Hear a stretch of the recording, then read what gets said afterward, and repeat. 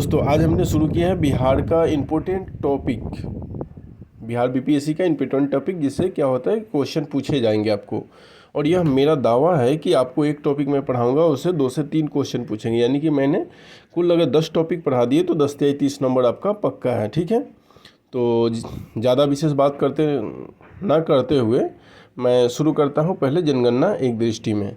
तो यहाँ पे दिया हुआ है कि स्थापना 1 अप्रैल 1922 को, पर यह आपको कहीं कहीं मन में मतलब संकोच होगी कि फिर 22 मार्च को ही क्यों मनाते हैं हम बिहार दिवस।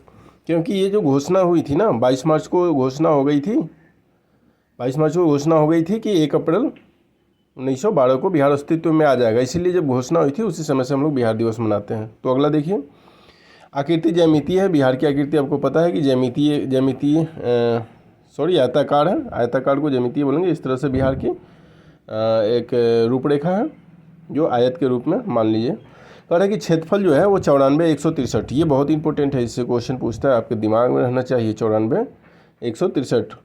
और कह रहा है कि कुल क्षेत्रफल का हिस्सा 2.86, मतलब भारत की पूरी अगर ज़मीन ले लेना तो उसमें से बिहार का जो ज़मीन है बिहार के पास वो 2.86 है। अगला क्वेश्चन है कि क्षेत्रफल की दृष्टि से 12वां है। इससे पहले 13वां हुआ था, पर क्या हुआ कि फिर जम्मू कश्मीर लद्दाख को तोड़ दिया गया, तो अब क्या हो गया कि 12वां फिर से है, मतलब क्षेत्रफल से 12वां है। अब उत्तर से दक्षिण तक विस्तार, अगर बिहार ये आयताकार हो गया ना तो उत्तर से दक्षिण तक की लंबाई जो है वो 3, 4, 5 है। और पूरब से पश्चिम तक की लंबाई आपका कितना हो गया, 4 दूना 8 और 4 से कम 3। इसको दिमाग में रख लीजिए आप कैसे भी करके, ठीक है। तो वो हो गया। अब बोल रहा है कि औसत वार्षिक वर्षा जो होता है ना, साल में अगर पूरी वर्षा को ले ले तो 125 सेंटीमीटर के आसपास में मोटाई हो जाती है। उसके बाद बोला है कि समुद्र तल से ऊंचाई जो है इसकी 173 मीटर और 173 फीट, और मीटर में कर दे तो 53 मीटर होगा। ठीक है, दोनों डाटा को ध्यान में रखिएगा। ये तो हो गई बिहार की रूपरेखा। और उसके बाद नीचे चलते हैं जनगणना, जिससे क्वेश्चन पूछा है। आप नहीं होगा तो बीपीएससी का क्वेश्चन पलट के देखिए, हर साल आपको 3 से 4 क्वेश्चन मिल जाएंगे जनगणना पे। और ये नहीं कि पुराना हो गया तो नहीं पूछेगा ही, पर अंदर जाकर पूछेगा जनगणना में। हम आपको एक दृष्टि में दिखा रहे हैं। अब 2011 की जनगणना के अनुसार बिहार की कुल जनसंख्या जो है वो 10,40,99,452। इस डाटा को थोड़ा सा देख लीजिएगा माइंड में, ठीक है। ऐसा ज़रूरी नहीं है पर देख लीजिएगा आप। अब बोला है कि भारत की कुल जनसंख्या का प्रतिशत जैसे हम लोग ज़मीन के बारे में देखे थे उसी तरह से अगर जनसंख्या के बारे में देखें तो जितनी जी जनसंख्या है बिहार की, वो भारत की कुल जनसंख्या का 8.60 है, यानी कि तीसरा स्थान है पॉपुलेशन के मामले में। ये क्वेश्चन पूछा हुआ है, दोबारा से पूछ सकता है। बोला है कि पुरुष जनसंख्या, ये नहीं याद करना है आपको, ये जनसंख्या कितना है नहीं याद करना है, इतना याद करना है कि 52.14% होती है बोल रहे हैं। और महिला की जनसंख्या वो 47.86। ये दोनों मस्ट इम्पोर्टेंट है क्वेश्चन अगले बीपीएससी एग्जाम के लिए, ठीक है। उसके साथ इसको भी कर लीजिएगा कि कुल शिशु की आयु जो है 0 से 6 वर्ष के, वो कुल जनसंख्या जितना है हमारा उसमें से 17.6% है। अगला, ये दोनों इम्पोर्टेंट नहीं है। फिर यहाँ देखते हैं 10 की जनसंख्या वृद्धि जो है ना वो 25.1% रही है भारत में, ठीक है। और ये 6ठे स्थान पे है बिहार जनसंख्या वृद्धि करने के मामले में। जनसंख्या की औसत वार्षिक वृद्धि अगर सालाना कहें कि सालाना कितना जनसंख्या वृद्धि हो रही है बिहार में, तो सालाना वृद्धि हो गई आपका 2.54। फिर उसके बाद ये इम्पोर्टेंट नहीं है। उसके बाद आपका नीचे सबसे इम्पोर्टेंट है कि सर्वाधिक 10 की जनसंख्या वृद्धि करने वाला जिला बिहार का जो 38 जिला है उसमें से कौन सा जिला पॉपुलेशन ज़्यादा बढ़ा रहा है भाई, तो ये है मधेपुरा। समझ गए। मधेपुरा में कितना है आपका 31.1, यानी कि इसको दिमाग में रखिएगा, लास्ट में 221 है, 1 दशमलव के बाद 31.11 सबसे ज़्यादा जनसंख्या वृद्धि हो रही है किसमें, मधेपुरा में। और सबसे कम किसमें, तो न्यूनतम जनसंख्या वृद्धि हो रही है गोपालगंज में। गोपालगंज से एक चीज़ ये भी आपको देखना है कि यहाँ का सेक्स अनुपात यानी कि लिंगानुपात प्रति 1000 पुरुषों पे जो है ना महिलाओं की संख्या ज़्यादा है, आगे आपको मिलेगा। और उसके बाद सर्वाधिक जनसंख्या वाला जिला, मतलब सबसे तो ज़्यादा जनसंख्या कहाँ रहेगा, जहाँ सबसे ज़्यादा पॉपुलेशन रहेगा, जैसे दिल्ली को मान लीजिए भारत में, तो उसी तरह से बिहार का मतलब शहर कौन सा है, एकमात्र शहर है जिसको मेट्रो शहर आने वाले समय में कहा जाएगा, तो वहाँ पे जनसंख्या सबसे ज़्यादा है, यानी कि बिहार। बस अगला क्वेश्चन है कि न्यूनतम जनसंख्या वाला जिला, सबसे कम जनसंख्या, बाप रे, लाख कितना है, 36,342 जनसंख्या ही मात्र है। मतलब शेखपुरा का जनसंख्या सबसे कम है। अब कह रहा है कि क्षेत्रफल की दृष्टि से सबसे बड़ा जिला, ये क्वेश्चन पूछा हुआ है और फिर पूछ सकता है। ये कितना किलोमीटर है वो दिमाग में नहीं रखना है, पर इसको दिमाग में रखना है कि पश्चिम चंपारण जो है भारत में सबसे बड़ा क्षेत्रफल की दृष्टि से जिला है। कहीं कहीं गया भी आएगा, पर अभी दिमाग में मत डालिएगा, इसी को रहना चाहिए, ठीक है। अगला क्वेश्चन है कि क्षेत्रफल की दृष्टि से सबसे छोटा जिला शिवहर, मात्र 443 वर्ग किलोमीटर। जनसंख्या घनत्व की बात करें तो ये भी डाटा को आप थोड़ा सा दिमाग में डाल लीजिएगा। पॉपुलेशन डेंसिटी जिसको बोलते हैं, जनसंख्या घनत्व 1106 यानी कि 1106 1 किलोमीटर में भारत में बिहार में जो है ना 1106 लोग रह रहे हैं। इसी को जनसंख्या घनत्व कहते हैं। जनसंख्या घनत्व के मामले में प्रथम स्थान पे है, सबसे ज़्यादा लोग यहीं पे रह रहे हैं। ये राज्य की बात कर रहा है, ना कि केंद्र शासित प्रदेश। दिल्ली का हो जाएगा अलग, परंतु राज्य में बात करें तो प्रथम स्थान पे जनसंख्या घनत्व के मामले में। कुल ग्रामीण जनसंख्या ये नहीं करना है, इसको करना है। कुल ग्रामीण जनसंख्या जो है ना 88.7% गाँव में लोग रह रहे हैं अभी भी, ठीक है, शहरी नहीं हो पाए हैं। अब ये दोनों छोड़ दीजिए, फिर नीचे आ जाइए कि शहरी जनसंख्या मात्र 11.3% लोग ही शहर में रह रहे हैं। ये रिपोर्ट जो है आपका 2011 की जनगणना के अनुसार है। वर्तमान आप देख लीजिएगा इसको, ये दोनों चीज़ को देख लीजिएगा, शहरी और मतलब ग्रामीण, क्योंकि ये वर्तमान ही पूछेगा अगर पूछेगा तो। अगला है कि जन्म दर, ये 2011 की जनगणना के अनुसार जन्म दर है क्या 30.9 प्रति हजार, और मृत्यु दर कितना है 7.9 प्रति हजार। मतलब समझ रहे हैं कि इतना लोग क्या है कि 1000 में से इतना प्रतिशत लोग क्या है कि मर जा रहे हैं 1000 में ना, 7.9%। अच्छा चलिए नीचे आते हैं। कह रहा है कि शिशु मृत्यु दर 61 प्रति हजार जीवित बच्चे। मतलब 1000 अगर बच्चे का जन्म हो रहा है, जिसमें से 61 वो बच्चे जो है वो नवजात में ही, मतलब 15 दिन की आयु में ही मृत्यु हो जा रही है उनकी। अभी भी शिशु मृत्यु दर ज़्यादा है 61।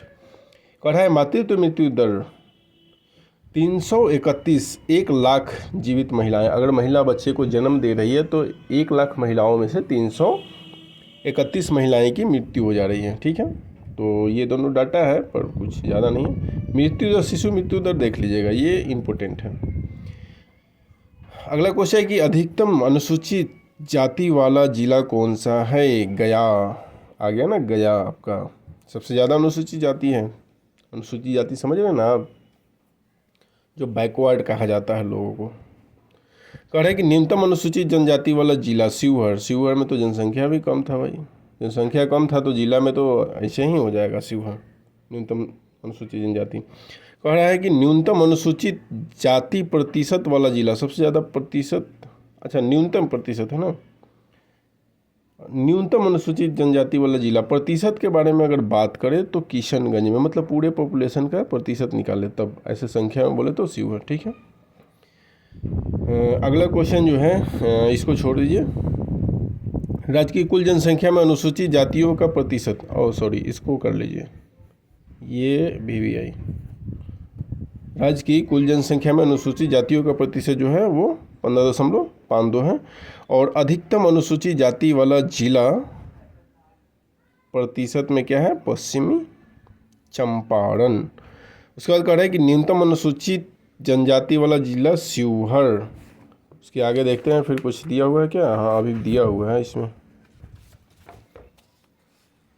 तो फिर आगे से देखते हैं कि कुल जनसंख्या में अनुसूचित जनजाति का प्रतिशत 1.3 हो गया। उसके बाद आपका जो इम्पोर्टेंट है वो राज्य का लिंगानुपात। देखिए ये क्वेश्चन बहुत ज़रूरी है, राज्य का लिंगानुपात। मतलब 1000 अगर पुरुष को ले लेना तो महिला कितना है 918 ही मात्र। कह रहा है कि शिशु लिंगानुपात 935 1000 पर। ये क्या है और ये क्या है, दोनों में अंतर समझिए। ये जो है ना वो बच्चे आने वाले भविष्य में क्या है कि वो लिंगानुपात 935 है। मतलब बच्चे को बच्चियों से देखा जाए तो 935 होगा, पुरुष को स्त्रियों के साथ देखा जाए तुलनात्मक रूप से तो 918 है। ये लिंगानुपात है। उसके बाद बोल रहा है कि लिंगानुपात की दृष्टि से देश में राज्यों का क्रम 24वां स्तर पे है। मतलब सबसे खराब 28 गो राज्य है ना, जिसमें से 4 गो राज्य का लिंगानुपात ठीक है, बाकी का ये क्या है कि खराब है, नीचे के स्तर में है हम लोग। कह रहा है कि सर्वाधिक लिंगानुपात जिला गोपालगंज, बोले ना आपको, गोपालगंज आ गया फिर से। 1000 पुरुष पे कितना है, 1021 स्त्रियाँ हैं, मतलब 21 को एक स्त्री फ्री रह जाएगा। पुरुष और स्त्री से शादी करे तो 21 को फ्री रह जाएगा बेचारा स्त्री। कह रहा है कि न्यूनतम लिंगानुपात वाला जिला जो है मुंगेर है। बताइए, 1000 पुरुष है, 876 गो स्त्री है, बाकी पुरुष क्या करेगा, लंठ भुगाएगा बेचारा। कह रहा है कि सर्वाधिक नगरीय जनसंख्या वाला जिला पटना। आपको पता है कि पटना का जनसंख्या नगरीय कितना है, पटना में 43.48% नगर है, बाकी क्या है कि पटना में भी देहात है। न्यूनतम नगरीय जनसंख्या वाला जिला समस्तीपुर। बाप रे, पूरा एकदम सिर्फ समस्तीपुर जिले में ही बुझा रहा है कि नगर है। 3.46% लोग ही नगर में रह रहे हैं, बाकी सारे परसेंट, सारे कितना, तो सारे आपका हो गया 96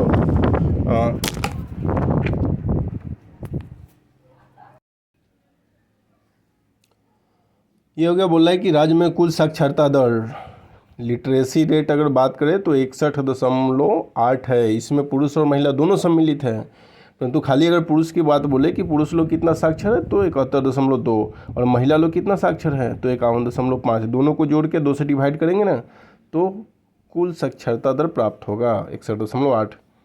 सर्वाधिक पढ़ा लिखा जिला कौन सा है भाई, रोहतास है। रोहतास में लोग 73.4% लोग पढ़े हुए हैं। न्यूनतम साक्षरता वाला जिला, सबसे कम पढ़ा लिखा जिला जो है ना वो पूर्णिया है, 51.1% ही है मात्र। कह रहा है कि साक्षरता की दृष्टि से देश के क्रम 35वें, ये क्या है, सबसे नीचे। साक्षरता की दृष्टि से देश में 35वां क्रम है, मतलब शहर की बात करें तो 35वें नंबर पर आता है साक्षरता की दृष्टि से, ठीक है।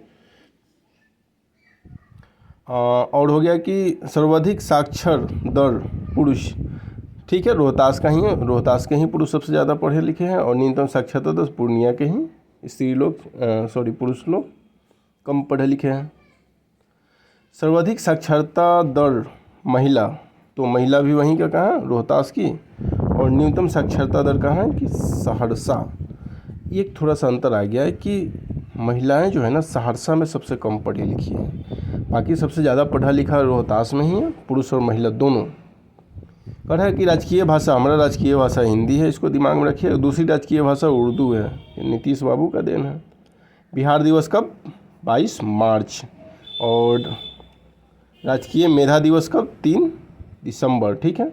अगला जो दिया हुआ है उसमें दिया हुआ है कि बिहार विद्यालय परीक्षा समिति द्वारा डॉक्टर राजेंद्र प्रसाद के जन्मदिन को 3 दिसंबर को प्रत्येक वर्ष मेधा दिवस के रूप में मनाया जाता है। समझ गए, मेधा दिवस क्या है, 3 दिसंबर, यानी कि अपने रत्न नेताजी डॉक्टर राजेंद्र प्रसाद जी का जन्मदिन को ही मनाया जाता है। अब एक और नया जोड़ दिया है कि डॉल्फिन दिवस जो है वो ना 5 अक्टूबर को बताता है। तो जनसंख्या में हम इतना ही रहने देते हैं, फिर अगले दूसरे टॉपिक में हम आपको बताएंगे, ठीक है।